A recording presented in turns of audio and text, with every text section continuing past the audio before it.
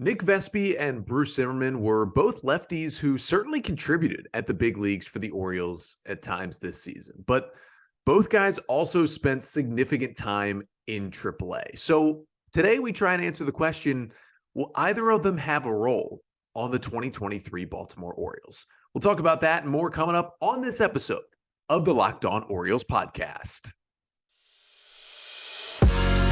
You are Locked On Orioles, your daily Baltimore Orioles podcast.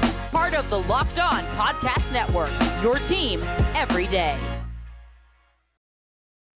Hey there, Orioles fans. Today is Wednesday, November 9th, 2022, and welcome back in to the Locked On Orioles podcast, part of the Locked On Podcast Network, your team every day. As always, I'm your host, Connor Newcomb. And coming up on today's episode, we continue our 2022 Baltimore Orioles player season review series. We're looking back at two left-handers for the O's. Now, neither guy, Nick Vespi or Bruce Zimmermann, spent the entire year in the big leagues with the Orioles. In fact, both of them probably spent a little more time in the minor leagues. However, each did have success and some rough patches at the major league level. So we're basically going to figure out what made them tick, what didn't, and can they carve out a role with the Orioles next season as the pitching staff gets better and better. So let's start with Nick Vespi, because overall, by the end of the year, he's probably in a better standing on this Orioles roster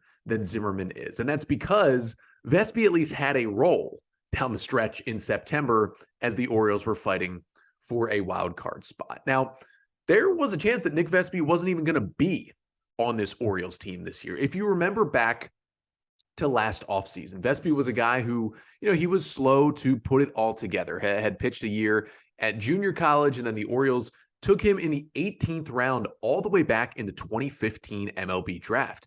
It took him a while to get to the big leagues. 7 years later, he finally got to the bigs, but he was middle of the Dan Duquette era draft pick and was pitching through the low minor leagues, and then finally had just great success at AA last year. Then the Orioles sent him up to AAA. He got injured. He just wasn't the same when he came back, but he still had great strikeout to walk numbers at the AAA level, despite an inflated ERA. So you saw those numbers. He was elite in AA, still striking guys out at AAA. He was about to be 26 years old, and he was Rule 5 eligible, and you were looking at the stuff from a left-hander who'd get lefties and righties out, and you thought, if the Orioles don't protect him from the Rule 5 draft, he's probably going to get picked. I think most people were in agreement that Vespi was going to go. And the Orioles decided not to protect him on the 40-man roster. They actually chose another reliever in Logan Gillespie over him. We were kind of puzzled because Gillespie was just kind of a minor league free agent that the Orioles had picked up, after falling off with the Brewers' low minor leagues earlier in that year. And I really couldn't understand why Gillespie was the guy. But then the lockout comes, they cancel the Rule 5 draft, and the Orioles are able to hold on to Vespi. And after starting the season in AAA, he makes his MLB debut with the Orioles in 2022. He gets called up in May, and on May 20th, pitches and just kind of continues to be a steady force in the Orioles bullpen. Was never really a high leverage guy at all, but got them outs. He started his career with 4 straight scoreless appearances. 8 of his first 9 appearances were scoreless. The only one that wasn't was him allowing 1 run. And then fast forward to June 29th in Seattle, a series where the Orioles lost 2 of 3 to the Mariners. Starter goes out early. Nick Vespi, the first one out of the bullpen early in the game. And he just gets clobbered. Allows 6 earned runs and only records 1 out in that relief appearance. And so you're looking at him and you're going, well, this isn't good. He took about 10 days where he didn't pitch basically after that. But then he pulled it back together. And, he never really had a bad month throughout the season, despite continuing to go up and down. I mean, they implemented the new rule this year where you could only be optioned down to AAA 5 times in one season. The Orioles basically maxed that out with Nick Vespi this year. That was the one guy that was basically the leader of the Norfolk shuttle this year. Was back and forth whenever the Orioles needed an extra arm in the bullpen. He at times was the fringe guy who was the odd man out. And at other times he was kind of set as the final bullpen piece. He would go back and forth, and that's why he'd get optioned and then get called up again. But when he was in the bigs, again, never had a bad month. And you look at that appearance against the Mariners, again, 6 earned runs and 1 out. That was the only appearance for Nick Vespi this season in the big leagues where he gave up more than 1 run. His season was really better than what the stats show. And that's what can happen to a reliever, especially a guy who didn't spend the entire year in the big league bullpen, who was going back and forth. One blow-up appearance like that can kind of wreck your stats. Now, what Vespi's stats looked like in the bigs at the end of the year was 25 appearances at the big league level. And in 26 and a third innings, he had a 4.10 ERA with a 4.48 FIP.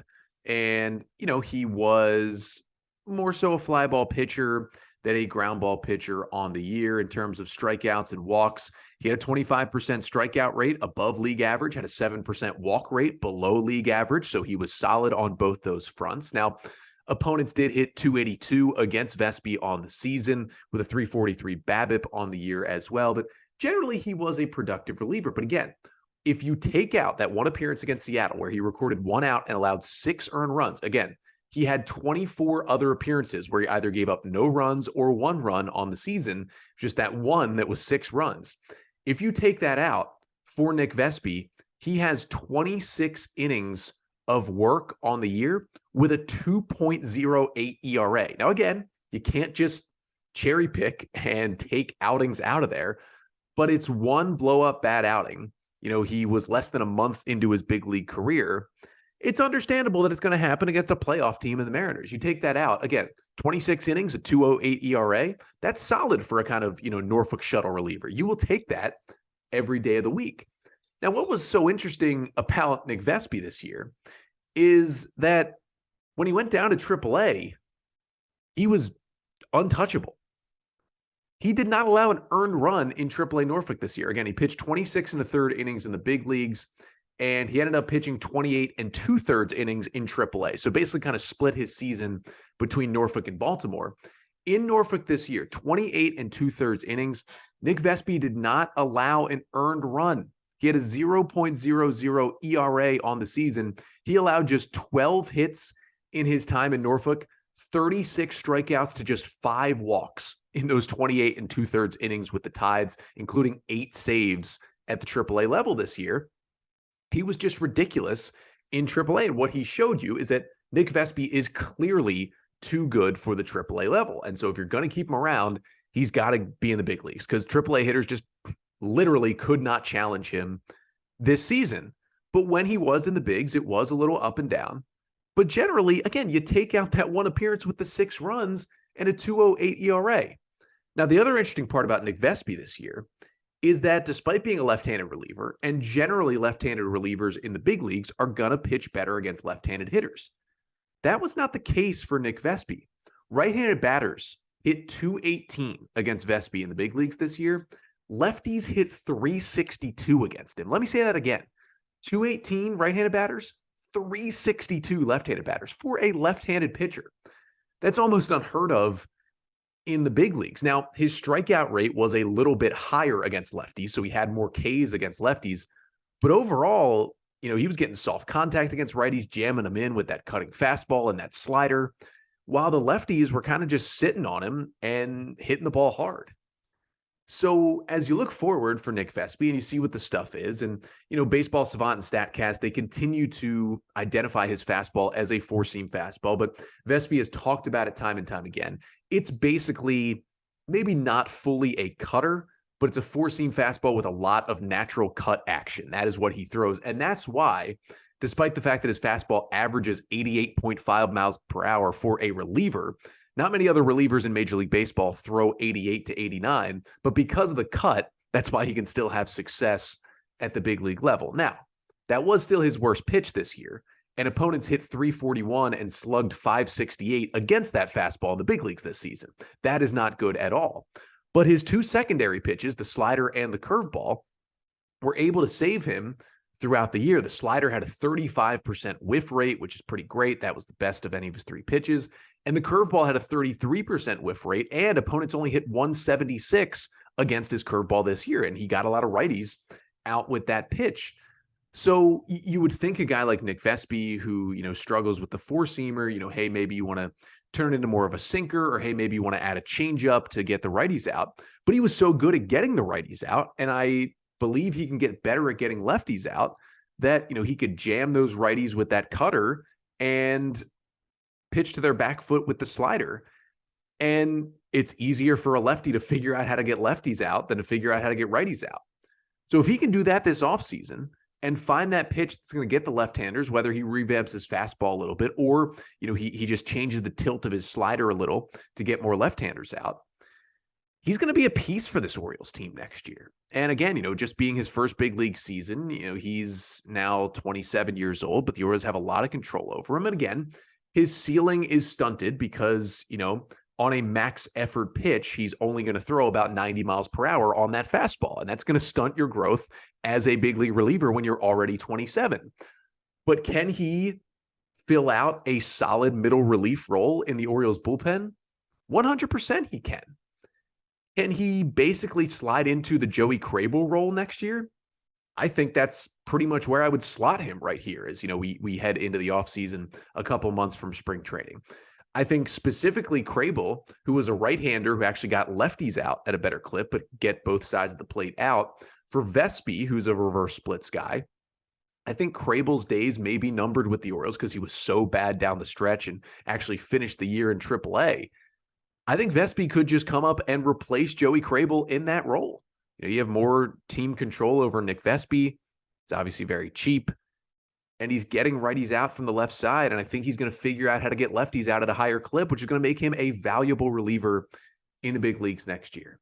So the Orioles, I think, can thank their lucky stars that Rule 5 draft was canceled last year, because some other team would have taken him and would have kept him in the big leagues, and he would have no longer been an Oriole. But now Vespi is here. And again, he's not going to be the closer. He's not going to be pitching in the 8th inning, but he can help the Oriole bullpen. And I think he's got, it's going to be tough. There's going to be a lot of guys vying for bullpen spots in spring training, but he's got a real good shot to win a bullpen job on opening day of next year.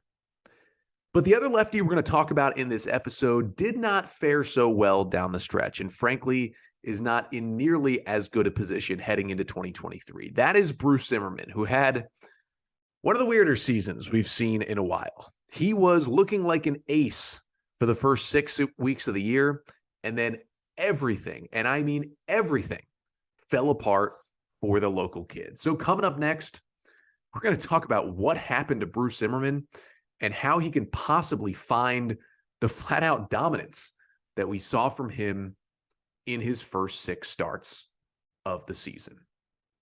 But first, today's episode of the Locked On Orioles podcast is brought to you by Simply Safe. Now, Simply Safe, the #1 option for home protection out there. Now, the great thing about Simply Safe is that they have people on call 24/7 to answer any of your signals and dispatch police or whomever you need to your home at any time. That is really the best part of Simply Safe, is that it's that 24/7 protection that they can offer you. And they also have an outstanding app. They make things easy for protecting your home in 2022, whether it's cameras inside or outside the house that you can control and look at right from your phone, or it's just the ability to turn that safety system on right from your phone. Simply Safe has everything that you could possibly need in a home security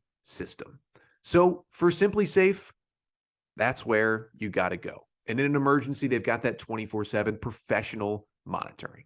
So don't miss your chance to save big on the only security system that we recommend here at Locked On Orioles. Get 50% off any new Simply Safe system at simplysafe.com/lockedonmlb. This is their biggest discount of the year, so don't wait. That's simplysafe.com/lockedonmlb. There's no safe like Simply Safe. So we just chatted about the season Nick Vespi had out of the Orioles bullpen, how, it was maybe a little rough early at times, but he finished strong and is in a good spot heading into next year. You can't say the same for the other lefty we're going to talk about, and that is Bruce Zimmermann, because it would probably take much more time than I have here on this podcast episode to dive into what exactly happened to Bruce this year. But let's try to at least get you the cliff notes on what the heck happened to Bruce Zimmermann. So he comes into the year after just a really weird 2021. When he was on the mound last year, I thought the stuff looked good. He was solid. He had some quality starts. He was really helping the Orioles early in the 2021 season. Well, then he has kind of a tricep injury. He goes down as he's rehabbing and working out to get back from that injury. He ends up with a foot injury in the training room. And basically, they just had to shut him down for almost the entirety of the season. He came back right at the end there, but it was basically a lost second half of 2021. But he comes into this year. He comes in healthy. He makes the team out of spring training, earns a spot in the starting rotation, starts the home opener for a local kid from Ellicott City. That game against the Brewers, what a great moment that was. And he just dominates early in the year. Zimmerman, his first 4 starts, he had a 2.33 ERA in April. He did not allow a hit on either of his breaking balls, the slider or the curveball, in the month of April.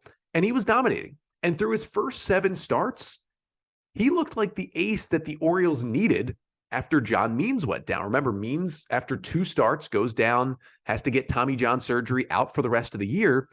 And you watch Bruce Zimmermann pitch and you thought, this is kind of John Means light. He throws some of the same stuff. He works in a similar way.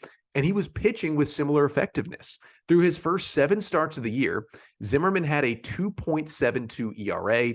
In 36 1/3 innings, he had struck out 32 batters, walked just 9. He'd only allowed 3 home runs, and kind of capped it off. There was a start against Detroit on May 14th, where he went 6 innings and allowed just 2 runs. And we thought, well, this is going to continue. It's been 7 great starts. Here we go.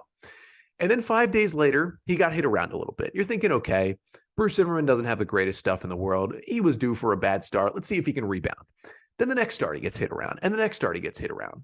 And all of a sudden, it becomes, after 7 straight great starts, it's 6 consecutive abysmal starts for Bruce Zimmermann through May and June. And in those 6 starts, he posts a 9.79 ERA. In 30 1/3 innings, again, over 6 starts, he strikes out only 14 batters. Now, he only walked 2 batters in 30 1/3 innings, but he probably should have walked a few more, because Zimmerman allowed 15 home runs in 30 1/3 innings.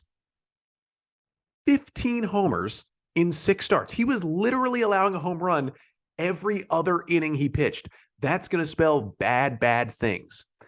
And we were just trying to find out what was happening. Like, all 3 of his starts in June, he allowed 10+ hits in all 3 of them, got shellacked by 3 different teams. And finally, after that final start on June 15th, where he got mauled again, the Orioles sent him down to AAA Norfolk.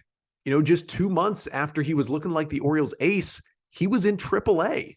And we were trying to figure out what was going on. Now, in those final 3 starts in June, Zimmerman had actually changed something up. He felt like he was tipping his pitches.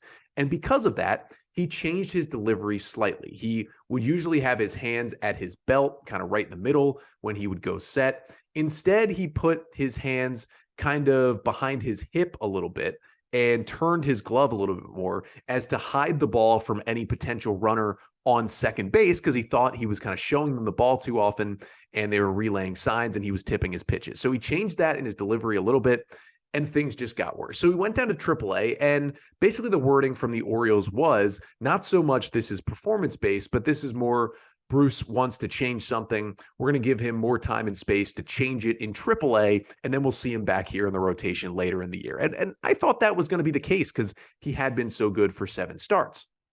But then he went down to AAA, and although things got better than they were in those last 6 starts in the bigs, they still weren't good. And he was still giving up homers. And although he was using the new delivery, stuff wasn't looking great. And what you had seen in those last 6 starts in the bigs is just, the fastball, which had always been terrible. And I continued to beat the drum of, Bruce, you need to throw your off speeds more changeups, more sliders, more curveballs. Those are your best pitches. But he kept throwing that 4-seam fastball, and that thing kept getting annihilated. I mean, there were months where guys were hitting over 500 against Bruce's 4-seamer. So the 4-seamer kept getting demolished. He went away from it. And then the big issue became, again, he didn't allow a hit on a breaking ball in April. Well, the slider started to get hit. It wasn't moving as much, wasn't as crisp, and it started to get hit. So the only pitch Bruce could rely on was his changeup. Now, his changeup in general was probably his best pitch. So you thought maybe it's okay that this is still his only good pitch.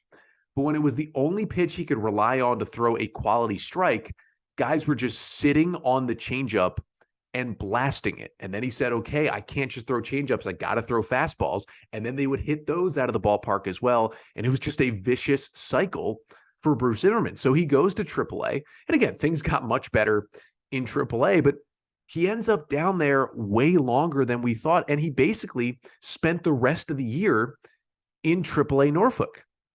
He only made 2 more appearances in the big leagues this season after getting sent down on June 15th. He came back up on July 9th. The Orioles needed a fresh arm in the bullpen, potentially for long relief. It was in a game against the Angels on a Sunday, and it was part of the O's 10-game winning streak. Bruce let a couple of runners on, got a big double play, pitched a scoreless 6th inning. That was the only thing he did. Then he goes back down to AAA, and we don't see him again until September 5th. He gets called up to be the 29th man in the Orioles doubleheader that day at Camden Yards against the Blue Jays, was basically there for insurance for Jordan Lyles because we weren't sure, remember, if Lyles was going to start that second game. He ended up having to get scratched. Keegan Aiken started and pitched okay in that game, but Zimmerman came in for long relief and got hammered, just gave up more homers. He did eat it for the team, wore it for the team, which was good for the bullpen moving forward. He threw 6 innings in relief and finished off the game, but allowed 5 runs on 8 hits, including 3 home runs. And that was the only other time we saw him in the big leagues for the rest of the year. And again, as I said, it went better in AAA. He threw 76 in the 3rd innings for the Norfolk Tides and had a 3.77 ERA. The home runs went down. The strikeouts went back up. So that was good at least. But it wasn't good enough to get him back to the big leagues. And for a team that, granted, was pitching great, and Kyle Bradish was rolling at that point, Dean Kramer was rolling, and Tyler Wells was getting guys out, and you had Jordan Lyles eating innings. But for a team that was without John Means, they were missing Kyle Bradish for a stretch. As we talked about on yesterday's episode, they were missing Tyler Wells for a long chunk. And basically Spencer Watkins, who was pitching way over his head for most of the year, lost everything, in late August, and then was sent down to AAA as well. So you had some openings, and then with Grayson Rodriguez injured, and with the Orioles not quite wanting to put DL Hall in the rotation, instead putting him in the bullpen, there was a spot to be had for Bruce Zimmermann back in the rotation late in the year if the O's thought he could handle it, and they clearly did not, only giving him 2 more appearances in the bigs for the rest of the year. So even though things got better in AAA, he settled into the new windup, the new set position. He got more strikeouts, less homers. The stuff was looking good, and he was still throwing strikes. You have to look at it and say, the Orioles didn't even trust him when they were down some starting pitchers. When even Mike Baumann came up to start some games at the end of the year, and, they were turning to some different guys, and they weren't named Bruce Zimmermann.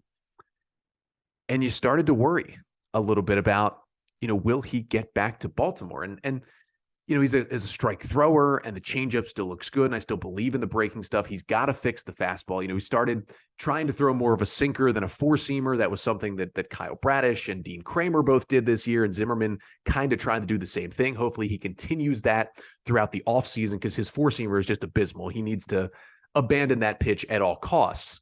So maybe he can still be a factor. But when you look at this Orioles offseason, and you look at the potential for them to really add talent, whether it's in free agency or in trades, and get better, not just in starting pitching, but across the roster, these 40-man roster spots are going to be precious. And I talked about on Monday's episode, which was the ultimate Orioles offseason preview. Make sure to go check that one out on YouTube or wherever you listen to your podcasts. I talked about how, there's some guys who are probably going to get DFA'd soon, a couple of guys who are easy choices to free up 40-man spots.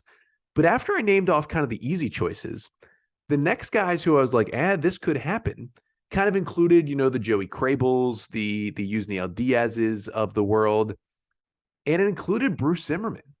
Because while I don't think the Orioles would be, quick to DFA him early in the offseason, if they keep adding talent and they really need to add some prospects to the 40-man to protect them from the Rule 5 draft, and it's getting tighter and tighter, that squeeze on the 40-man, there's a scenario where Bruce Zimmermann is DFA'd this offseason. I don't think it's out of the question at all, and I want him to stick around. He seems like a great guy. It's awesome that, he's from the area and is pitching for the Baltimore Orioles after getting traded over here in the Kevin Gausman deal from Atlanta at the 2018 deadline. But if he's going to be closer to the pitcher we saw giving up 1 million homers than the pitcher we saw dominate early in the year, there's just not going to be a spot for him, especially as this team really looks to compete for the playoffs in 2023. So do I think Zimmerman has a legitimate role with the 2023 Orioles? At this point, I don't. And I am a little worried that he may not even be in this organization by the time we get to spring training. But speaking of starting pitching, the Orioles, of course, are going to look for it in free agency, which does start tomorrow, Thursday at 5 p.m. Eastern time. And there was one little rumor connecting the Orioles to a starting pitcher that I saw this week that I wanted to chat about coming up next to finish off the pod. So free agency, as you're listening to this potentially on Wednesday, it starts tomorrow. Thursday, 5 p.m. Eastern time, free agency opens up. Now, in terms of Orioles starting pitching, we are still waiting at this point as I record here at about 8 p.m. Eastern time on Tuesday night. We are still waiting for the Orioles to make their decision on whether they're going to pick up or decline Jordan Lyles' team option for 2023. And that's going to, really impact how they work with some of the starting pitching and who they're bringing in, but they're still going to go after guys in free agency. And did see the O's connected to Ross Stripling on Tuesday night. Now, again, this came from the MLB executive burner account. They've gotten some things right. They've gotten some things wrong in the past, but it's nice to at least see the Orioles connected to a name. And Ross Stripling, he really did have a great year with the Orioles, or with the Blue Jays, I should say. Hopefully it will be with the Orioles, but with the Blue Jays in 2022. Now, he's going to turn 33 in a couple of days, so he'll be a 33-year-old next year. And the right-hander had a great year in Toronto, 32 appearances, 24 starts. He spent most of the year in the rotation. Now, there were some times when the Blue Jays were fully healthy, when they had Hyun-Jin Ryu, when Barrios was pitching better, and when Kikuchi was pitching better, that Stripling did pitch as kind of a swingman out of the bullpen, which he's done in the past with the Dodgers too.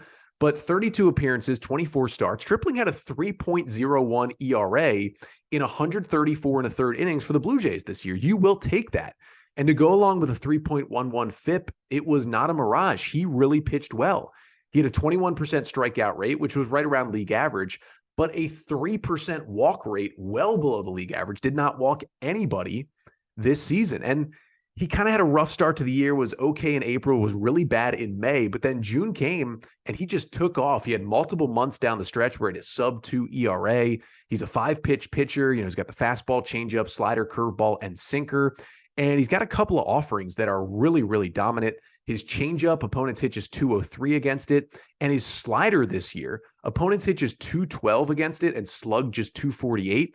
And that was a year after Stripling's slider was his worst pitch in 2021. Opponents hit 306 against his slider last year. He tightened it up, got more movement on that thing, and it became his number one off speed at times in 2022. Plus you add in a fastball that, is above average velo, and he has that big overhand 12-6 curveball to go with it. I think a 33-year-old Ross Stripling on, some sort of 2-year, $20 to $25 million deal would be a great addition to the Orioles rotation. You get him for maybe his last couple years of really pitching at this level, a guy who's been around, has pitched in the World Series with the Dodgers before he came over to Toronto. I think would be a great veteran help. He's basically the same age as Jordan Lyles. So it would be a great veteran help to the Orioles rotation like Lyles was, but would be much better than Jordan Lyles. Ross Stripling kind of seems to me like the perfect addition. Now, not the main addition the O's make to the rotation this offseason, but the perfect kind of supplemental addition. And I would not be mad at all if they ended up signing Ross Stripling. And hey, that'd be a nice way to start free agency on Thursday, bringing in Ross Stripling. But again, free agency does start on Thursday, but we still got another podcast coming to you on Thursday morning. Back with you tomorrow. If we get Jordan Lyles option news, that's what we'll talk about Thursday. If we don't, we're going to take a look at the season for Cedric Mullins, because after the All-Star 30-30 campaign in 2021, maybe he was a little disappointing. Didn't reach those heights in 2022. But we'll tell you in tomorrow's episode why he was still a really good ball player for the Orioles this season. But again, that's coming up tomorrow. Until then, I'm Connor Newcomb, and this has been the Locked On Orioles podcast, part of the Locked On Podcast Network. Your team every day.